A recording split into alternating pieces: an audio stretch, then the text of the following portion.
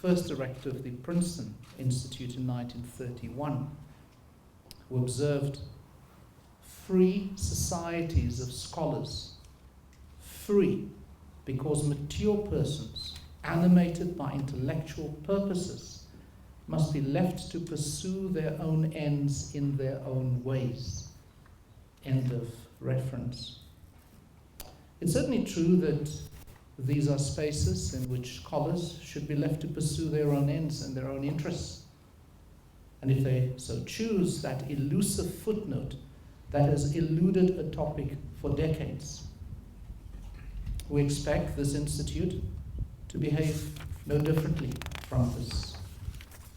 In return for this freedom, we do have expectations, as with other such institutes, that our institute will deliver work of the highest creative order, work that can deepen our understandings of issues across every sphere of knowledge. There can, indeed should, be no compromise on this. Because it matters, let me sharpen the point.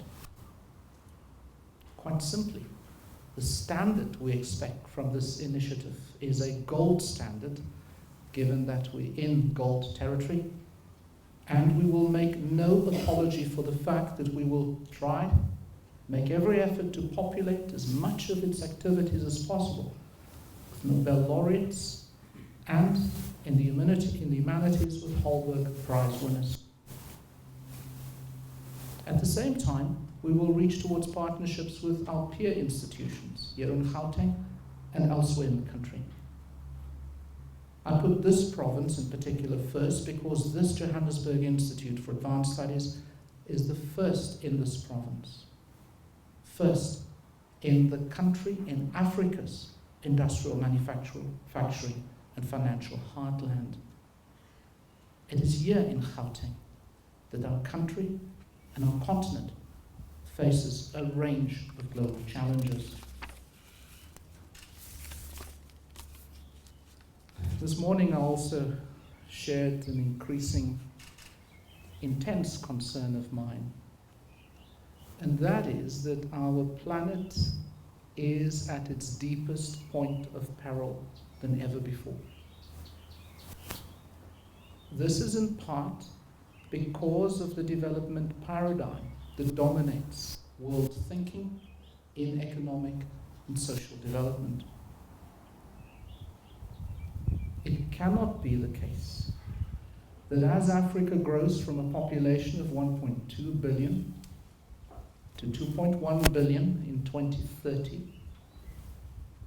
to 4.2 billion 50 years from today, it cannot be the case, surely, that the development trajectory will simply copy the development trajectory of our peer industrialized nations and regions of the world, as if the 19th and 20th century has not happened with its consequences for our planet. And so, a resource intensive, and so an energy intensive, and so a high income development path that includes in the main the middle classes cannot be, surely, the manner in which Africa will evolve into the world and Africa will evolve itself over the next 50 years. Consider the difficult issues that are cross-disciplinary, ranging from governance and ethics in the public and private sectors, across to our future cities, across to women and youth in development, across to education and water and universities, and access of the most vulnerable to the best institutions across our continent. These are troubling matters. These are vexing questions. One of the ideas that we are exploring as we consider the significant launch of this institute a year from now is a cross-Asia, Africa conversation on philosophical understandings and underpinnings. How do we see our world? As Asians, as Africans?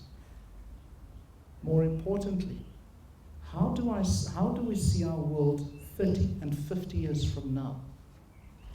And what must we do about that as intellectuals, as scholars, in conversation with society and its leaders? An important idea that we explored this morning is the idea that it is essential as we build this institute that it becomes a global magnet for reflection, for conversation, and that we do create the opportunity for us. I think, Anjana, you also used the word, that we create Davos-like settings where thinkers, influencers, policymakers, and activists are able to meet with intellectuals, academics, in order to reflect on the present and to think about the future. And so welcome to the Johannesburg Institute for Advanced Studies that sits here at the heart of Africa's economy, its finance sectors, and that therefore is ideally placed, well placed, in our partnership with NTU to make a contribution to nurturing a far more inclusive, far more caring, and far more sustainable future for all of us. And I end by emphasizing the word future, because I suspect, I believe that is going to be the niche of this institute. That's going to be its focal point.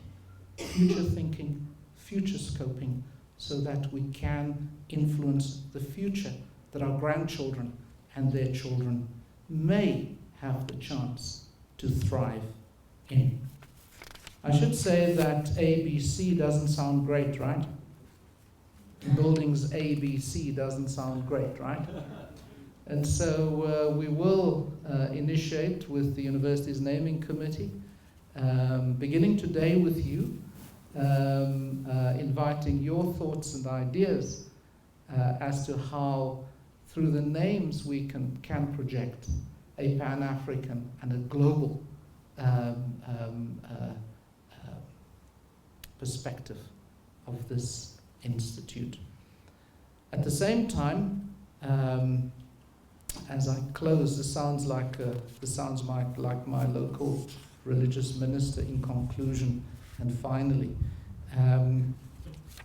I want to end by saying that we hope also, in addition to all that I have said, to convert an important building on this site, basement garage on this site, in the hope that it will emulate a structure on another institution's facilities called MIT, which was a facility, this particular building, known as a magic incubator of ideas. And so we hope to bring together postdocs from both NTU and from UJ annually to go into the basement, what we propose to call Building 20 Plus. The building at MIT is called Building 20, so you get the message, right? And we hope that that will be an important space for young scholars and future leaders to find the time and the space to think through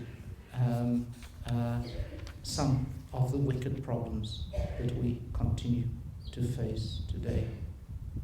So it's clear, my friends and colleagues, that this is a moment of great optimism in the life and times of this University of Johannesburg and of the new institute.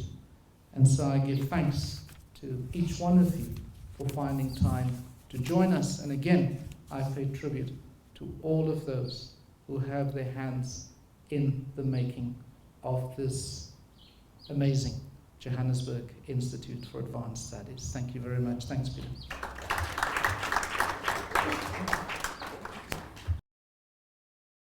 The University of Johannesburg. Rethink, reinvent.